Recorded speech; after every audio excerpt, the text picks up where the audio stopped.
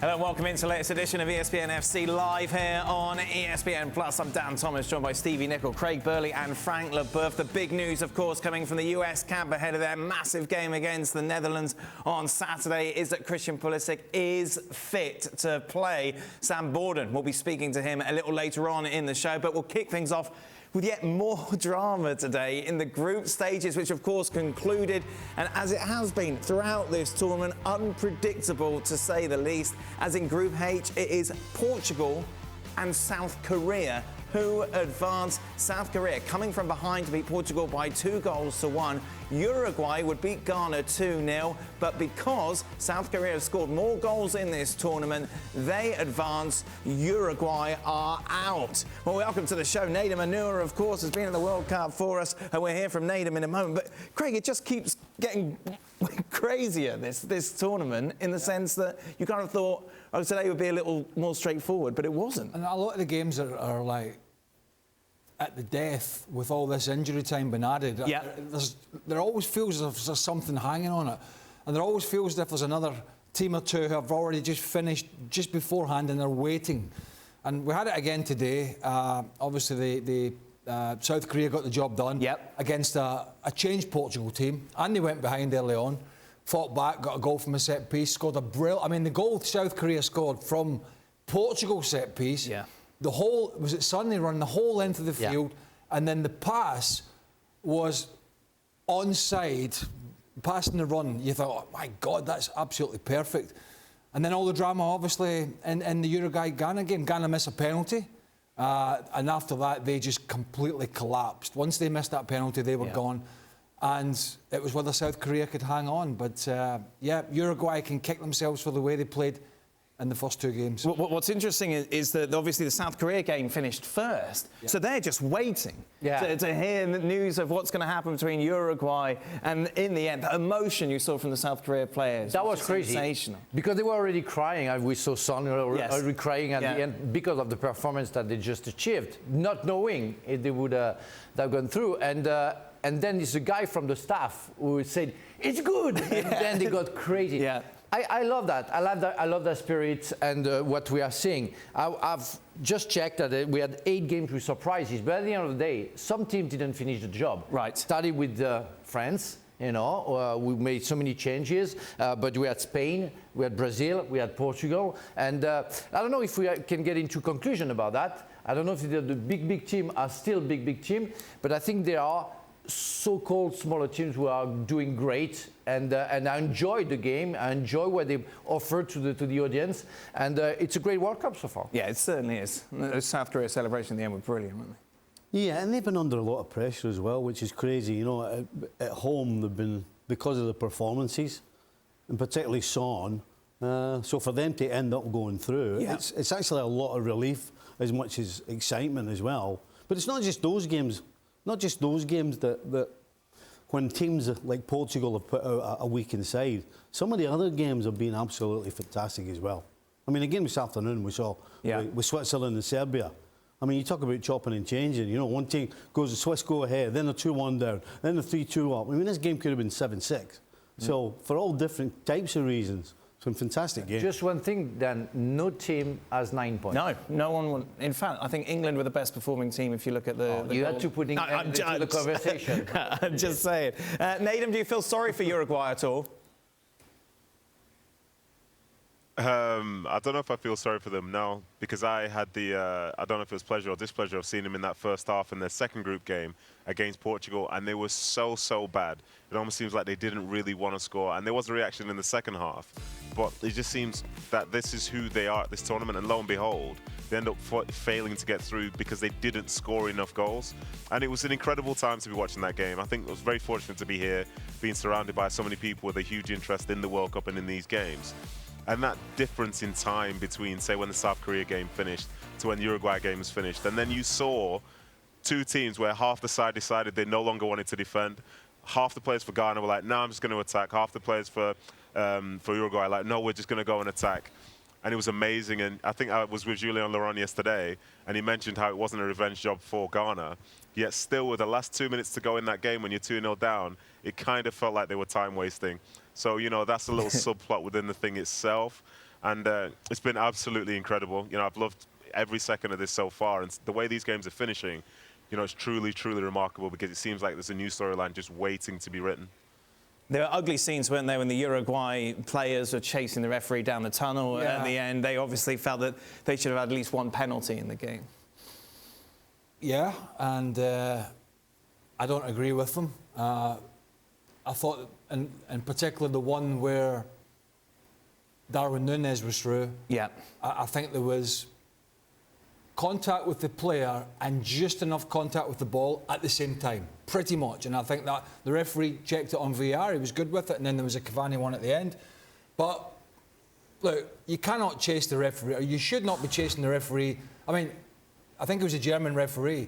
He smelt what was happening, and he got down the tunnel as quick, but they chased after him. This challenge, the challenge on Núñez here, what was interesting is, as you mentioned, he was sent to the monitor.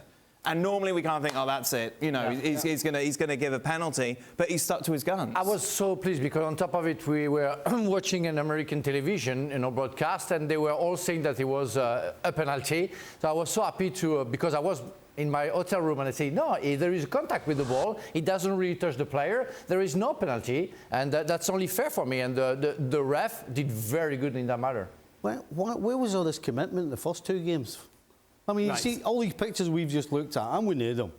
The first two games, they were awful. And if they'd been as committed in the first two games as they were to chasing the referee, then we might not be talking about Uruguay going out. It'd be interesting to see if the Uruguayans are going to just moan about the referee, or whether they're actually going to sit down. Are they going to sit down and think about the first two games? Or are they just going to blame that? It's interesting you bring that up, because they do blame what happened in the second game. This is what the Uruguayan coach had to say. Now, you remember that the second goal that Portugal scored was the penalty that we agreed shouldn't have been given. As was that the yes, when the player was looking to steady himself, and obviously the ball hit that.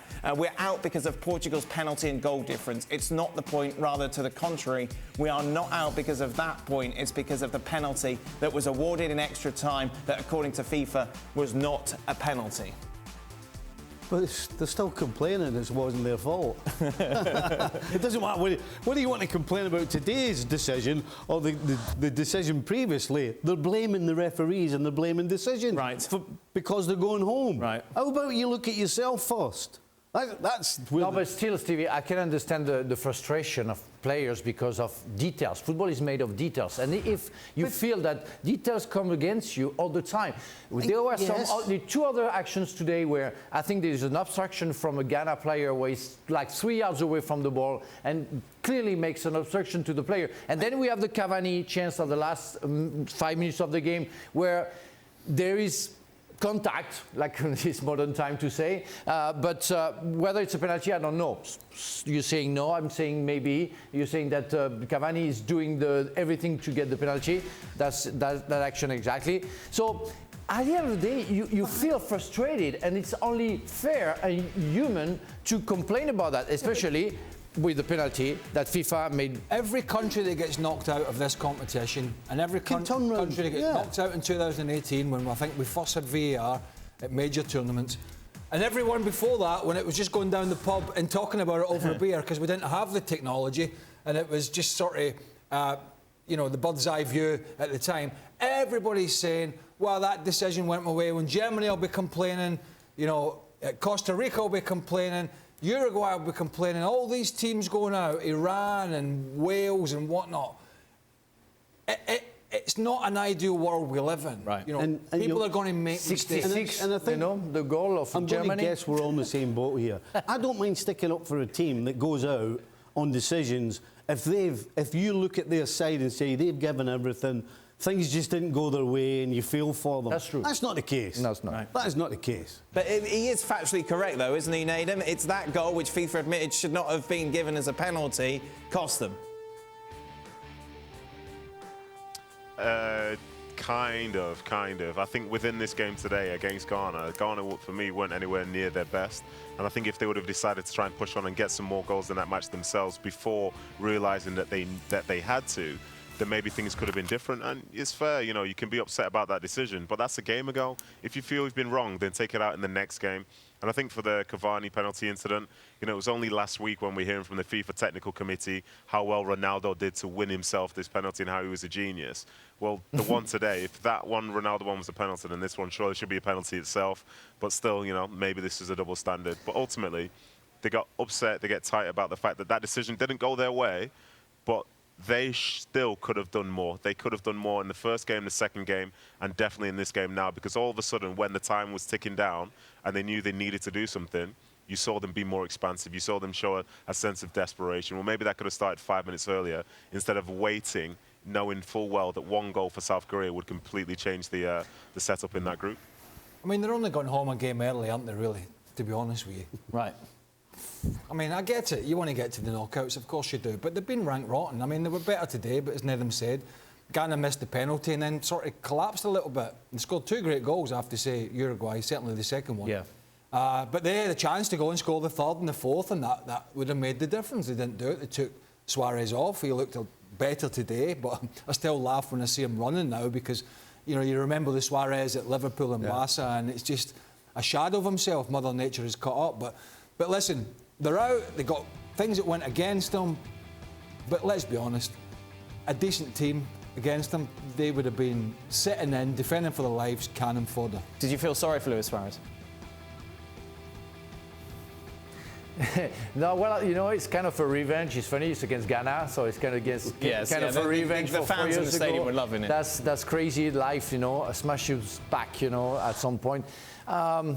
Yeah, you always feel sorry for any player because when they feel that they wanted to go through and they don't achieve something, when you see somebody crying, if you don't feel sorry for him, you're not a human being. I don't. No, I don't. Well, who said that you were a human being? No, I'm sorry, but I'm sorry. No, but you mean, yes, like Lukaku. I felt sorry for Lukaku yesterday because he felt he felt the weight as of a player who, all right, I'm going to say he's in his prime and he is, but he's not been fit. But he felt the weight of a guy who had missed 3 or 4 good chances. Suarez is part of a team who haven't played well enough and who have gone out, and he's upset because it's probably going to be, well, it's going to be his last World Cup. I mean, he can hardly lift a leg now. But that's part and parcel. I felt sorry for Lukaku because he felt the actual weight of missing those chances. Personally responsible. Yeah. Luis Suarez is just, hey, everybody's career comes to an end. It's part and parcel. Can I feel sorry for Cavani? Because I love him. Well, yes, I suppose. No, I think he's a fantastic player. Right. And he almost scored. And, yes. He's a guy that I will always remember as a great player and also a great guy. Oh, okay. So I feel sorry for him. Thank you very much. He's a handkerchief. There you are. That's beautiful. Hanky. Any more Franks, mate? Anybody else? Any more friends you want to be sorry for? I mean, we've got, how many players are at this tournament? Hundreds? Nedum, looking at it from a South Korea perspective, I'm done. how far can they go? That's a great question. That really is a great question. I think overall in the performance that they've had, they've looked quite good, but they seem like they've just had something missing. And as you go out into the knockout rounds, you're going to come up against sides who could maybe punish you that bit more. And I don't really see them going much further, but then at the end of the day, like the scenes in which they showed at the end, firstly when the goal from Hwang went in and you saw all the bench running towards him, you're going directly across the pitch. Somehow that's normal now. And then with the tears at the end from people like Son, who, we see him playing week in, week out in the Premier League, and you think, well, he wouldn't be flustered by just making it to the round of 16. Well, of course he was. These are big moments for them. You wouldn't necessarily write them off straight away, because at the end of the day, they are a good side and they have qualified for the round of 16. But you see why they probably won't be favoured going forward. But to talk about Suarez, I think the bit which we're missing here, where probably some people would feel sorry for him, and I think I'd feel sorry for a player in his position, is the fact that he was helpless on the sideline. So in the moment where like somebody who's really passionate about playing for the national side sees something change, you'd much rather be the person on the field who tries to address that problem. But instead, it's almost like you get a chance to watch the slow death of not just your career, but your nation at the tournament itself. And to some, that's painful. And I won't necessarily mention it from a Suarez perspective, but for a player to see that, I'm sure that's very tough.